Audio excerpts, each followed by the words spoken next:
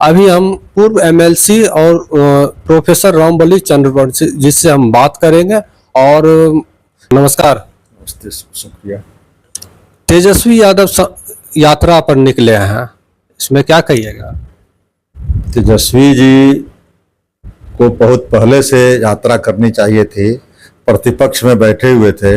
बिहार में आज जिस विभाग में आप हाथ डालेंगे वहीं पर घोटाला नजर आएगा, वहीं पर अव्यवस्था नजर आएगी। चाहे विधि व्यवस्था की बात करें, चाहे विकास की बात करें, चाहे पुल पुलियों के ढहने की बात करें, या चाहे सड़कों की बात करें, हर तरह की जब जिसमें आप हाथ डालेंगे वहीं पर विफलताएं नजर आएगी राज्य सरकार की। लेकिन प्रतिपक्ष में रहने के बावजूद भी तेजस्वी प्रसाद यादव उन सवालों को उठाने के बजाय चुपचाप कुंडली मार करके घरों के अंदर बैठे रहते हैं। बड़ी मशक्कत के बाद घोषणा करते करते करते करते 4 दिनों के लिए बिहार की यात्रा पर निकले हैं। वो भी मेरा मानना है कि आज तक जैसे तेजस्वी प्रसाद जी यादव की कोई भी यात्रा बिहार में पूरी नहीं हुई, वो उसी तरह की यह यात्रा भी कुछ जिलों में रह करके अधूरी रह जाएगी। इसलिए तेजस्वी प्रसाद यादव खुद जिम्मेदार हैं नीतीश बाबू की सरकार को बने रहने में। अगर तेजस्वी प्रसाद गंभीर होते, लोगों के बीच रहते, लोगों के बीच में प्रवास करते, तो निश्चित रूप से यह जो अलोकप्रिय सरकार करीब करीब 20 वर्षों से होने जा रहा है, 2025 में हो जाएगा। 20 वर्षों से नीतीश सरकार लोगों को मूर्ख बना करके बिहार को गताल खाना में ले जा रही है। चाहे वह मजदूरों की प्लान की बात कर लें, चाहे प्रति व्यक्ति आय की बात कर लें, चाहे और भी जितने मुद्दे पर आप चिकित्सा की व्यवस्था हो, शिक्षा की व्यवस्था, हर मामले में नीति आयोग का भी आया है रिपोर्ट, उसमें सबसे नीचे पायदान पर बिहार है। तो आखिर नीतीश बाबू जब सुशासन की बात करते हैं तो सुशासन कहाँ चली जाती है? आज भ्रष्टाचार की बात करेंगे तो पराकाष्ठा है भ्रष्टाचार की। तो इन सारे सवालों पर नीतीश बाबू बिहार के अंदर फेल हैं। इतने वर्षों के शासन के बावजूद भी अगर एक छोटी से छोटी बीमारी का अगर इलाज कराना हो तो कोई सरकारी हॉस्पिटल में इलाज नहीं। नीतीश बाबू चाहे स्वयं हो, चाहे बिहार सरकार के मंत्री हो, चाहे बिहार सरकार के आला अधिकारी हो, प्राइवेट हॉस्पिटल पारस में जानते हैं, वेदांता में जाते हैं, क्यों नहीं जाते हैं IGIMS में, क्यों नहीं जाते हैं एम्स में, क्यों नहीं जाते हैं PMCH में? तो 20 वर्षों से जिनकी सत्ता हो, सरकार हो, और 20 वर्षों में हॉस्पिटल की हालत यह भी नहीं कर सके, तो आप समझ सकते हैं कि विकास का मॉडल इनका क्या है। हॉस्पिटल तो PMCH पूरे विश्व में दूसरा स्थान जो कुछ दिन में आ जाएगा। ये दूसरा स्थान आ जाएगा, बिल्डिंग बनाने से नहीं आएगा। पहले तो आप देखिए कि आज PMCH जहाँ से बन रहा है वो लगभग 100 साल पहले वहाँ था, और अब नए सिरे से बिल्कुल बन रहा है, लगभग 5000 बेड्स भी ऊपर का। ये बात सही है, लेकिन अगर नीतीश कुमार जी की दृष्टि होती तो वह 5000 से अधिक बेड वाला हॉस्पिटल आज स्थान बदलना चाहिए था।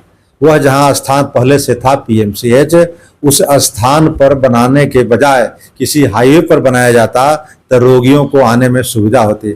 आप देखते होंगे कि PMCH जाने में लोगों को और गाड़ी से जो मरीज लेके जाते हैं उनको दम फूलने लगता है। कितने लोग रास्ते में ही दम तोड़ देते हैं। रास्ता तो बहुत अच्छी है, बगल में संकीर्ण है, और वह रास्ता इस तरह से और संकीर्ण हो गया। बगल में बना दिए ज्ञान भवन, बना दिए बापू सभागार, बना दिए उधर कृष्ण मेमोरियल हॉल, और उसके बाद कितने कॉलेज और कितने संस्थान हैं। तो वह रास्ता इतनी संकीर्ण थी।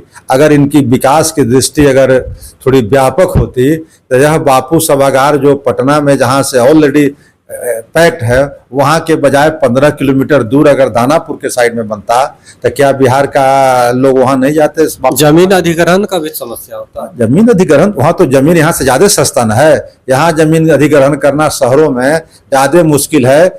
उन जगहों पर सरकार को तो ये पावर है कि कोई भी जमीन को रेट, उचित रेट दे करके जमीन अधिग्रहण कर सकती है। इसलिए जमीन अधिग्रहण की बात नहीं, दृष्टि की बात है।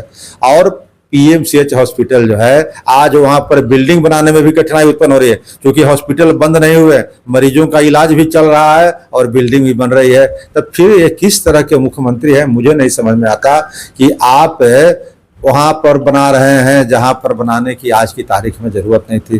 कल वहां बना था इसलिए कि वह पटना जो आज दृश्य देख रहे हैं पटना का, वो दृश्य 100 साल पहले नहीं था। इसलिए बहुत सारी बातें हैं जिस पर नीतीश कुमार जी, अब पटना के देख लीजिए, प्राइम लोकेशन है यहाँ स्टेशन के सामने, जहाँ पहले केंद्रीय कारा हुआ करता था, वहाँ 7 साढ़े 7 एकड़ जमीन है। उस जमीन पर नीतीश बाबू ने क्या उपयोग किया है? बुद्धा स्मृति ध्यान केंद्र बना करके। अब बताइए कि यह ध्यान केंद्र 25 किलोमीटर दूर होता पटना से, तो ध्यान केंद्र स्टेशन पर ही, प्राइम लोकेशन पर ही लोग ध्यान लगा सकते हैं बुद्ध का, और दूर भी लगा सकते थे। उस जमीन का 7 एकड़ जमीन का उपयोग अगर मार्केट कॉम्प्लेक्स बना करके आप किए होते तो वह बिहार नहीं, पटना के पूरे चकाचक करने के लिए उतना आमदनी आ जाता। पटना में 7 एकड़ जमीन से मल्टी स्टोरेज बिल्डिंग हो जाता, मार्केट कॉम्प्लेक्स था। तो इसलिए नीतीश बाबू का जहां पर आप नजर दौड़ाएंगे वहीं पर विकास मॉडल जो है से दोषपूर्ण है, जिसका खमियाजा बिहार के लोगों को भुगतना पड़ रहा है। और आने वाला समय में अब तो हम लोग चाहते हैं कि नीतीश बाबू अब बकस दीजिए, आपको 20 साल होने जा रहा है, उम्र भी आपकी साथ नहीं दे रही है, आप लड़खड़ा करके कुछ कुछ बातें बोलते रहते हैं। इसलिए बिहार की जनता भले गोलबंद नहीं हो, लेकिन बिहार की जनता को आप बकस दीजिए अब कि बिहार की जनता त्राहिमाम कर रही है, परिवर्तन चाह रही है, विकास के दौर में। अब किनको चाह रहे हैं? मतलब इधर आरजेडी हो गया और उधर एनडीए हो गया, मतलब कि बिहार की सत्ता पर कौन आए? मतलब तीसरा वैकल्पिक रास्ता जो है। हम तो चाह रहे हैं कि जिस तरह से सवर्णों की शासन वर्षों तक थे, यानी 90 तक जो भी मुख्यमंत्री बने, एक आध अपवाद कर्पूरी ठाकुर को छोड़ करके वे सारे मुख्यमंत्री का प्रभुत्व सवर्णों का था। 90 के बाद जो बने हैं लालू प्रसाद यादव जी और राबड़ी जी 15 वर्षों तक, और फिर नीतीश कुमार जी कुंडली मार के बैठे हुए हैं 20 वर्षों से।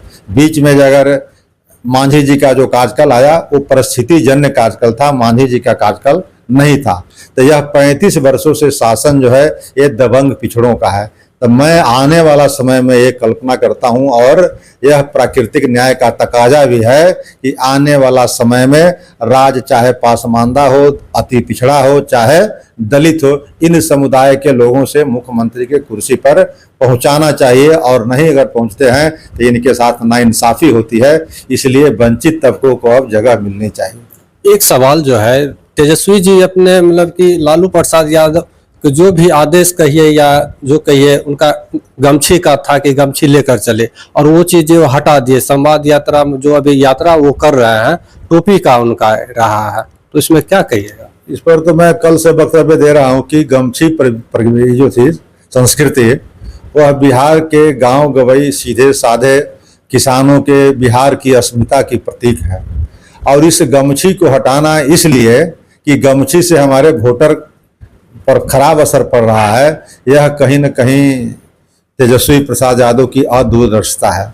अगर ये दूरदर्शी होते, लोगों के बीच में होते, तो सही फीडबैक इनको मिला होता कि गमछी से लोगों को बैर नहीं थी।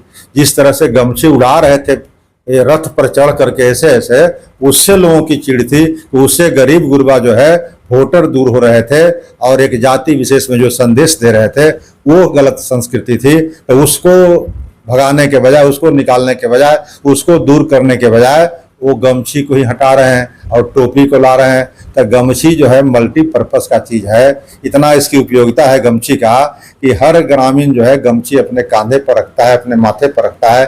चाहे वो गर्मी है, लू लगता है तो गमछी में मुट्ठा बांध लेता है। कहीं उसको लुंगी और कहीं स्लीपिंग ड्रेस नहीं है तो गमछी पहन के सो जाता है। कहीं नहाना होता है तो गमछी पहन करके नहा लेता है। वो कपड़ा और ये शरीर पोंछना होता है तो गमछी से उस गमछी की उपयोगिता न जाने कितनी है। उस गमछी पर प्रहार करने की क्या जरूरत थी माननीय तेजस्वी जी को? ये जो है पर अभी मान लीजिए आप प्रशांत किशोर का कैसा गाइडलाइन है या उनका जो विजन है कैसा लगा? प्रशांत किशोर जी ने तो बिहार के नब्ज को वही बारीकी से देखा। पहले वो 10 वर्षों तक वो बिहार में चुनावी रणनीतिकार रहे, और कई नेताओं के संपर्क में आने के बाद उन्होंने ये सब बातें देखी। लेकिन वो भी बिहार के ही हैं, इस बात को लोगों को नहीं भूलना चाहिए। हर व्यक्ति कोई न कोई जाति का होता है। ये संजोग है कि ब्राह्मण जाति के हैं, तब ब्राह्मण जाति के हैं प्रशांत किशोर जी तो छिपाते नहीं। उनका विजन है ना, लेकिन ब्राह्मण है तो इसको छिपाते नहीं है। वो तो पीठ पर लेकर के ये घूमते नहीं है, छाती पर लेकर के कि मैं प्रशांत किशोर पांडे हूँ, ब्राह्मण हूँ। ये तो बिहार की जो बीमारी है उसको इन्होंने बारीकी से समझा, और लगभग आज 1.5 वर्षों से जो बिहार के किसी राजनीतिक दल के नेता एक सप्ताह भी पद यात्रा आज करने की स्थिति में नहीं है। वो लगातार 1.5 वर्षों से पगडंडियों पर चलते हुए, चाहे जाड़ा हो, चाहे गर्मी हो, चाहे बरसात हो, ये विश्वास पैदा किया है। और जो बिहार की मौजूदा हालात है, जो बिहार की समस्याएं हो, चाहे प्रति व्यक्ति आय की बात हो, चाहे चिकित्सा की बात हो, चाहे शिक्षा की बात हो, या चाहे मजदूरों की पलायन की बात हो, इन सारे सवालों पर विस्तार से चर्चा करते हुए आ रहे हैं। और चर्चा ही नहीं कर रहे हैं, इसका समाधान का भी उनके पास पैकेज है। और वो समाधान भी इसका बता रहे हैं कि बिहार के लोग एक बार अपने बाल बच्चों के लिए वोट दो। आज तक आपने वोट दिया है 5 किलो अनाज के लिए, आप तक अब आपने वोट दिया है नेताओं के कहने पर, आज तक आपने वोट दिया है पैसे पर। इन चीजों से अलग हट करके आप एक बार अपने बाल बच्चों के भविष्य के लिए आप वोट करोगे, निश्चित रूप से बिहार बदलेगा। तो बिहार की जो स्थिति खराब हो गई है उसको बदलने के लिए प्रशांत किशोर कटिबद्ध है और उस पर उन्हें काम कर रहे हैं। ये थे रामबली चंद्रवंशी, पूर्व MLC, और इन्होंने अपने मतलब विभिन्न मुद्दे पर बात रखी। आप देखते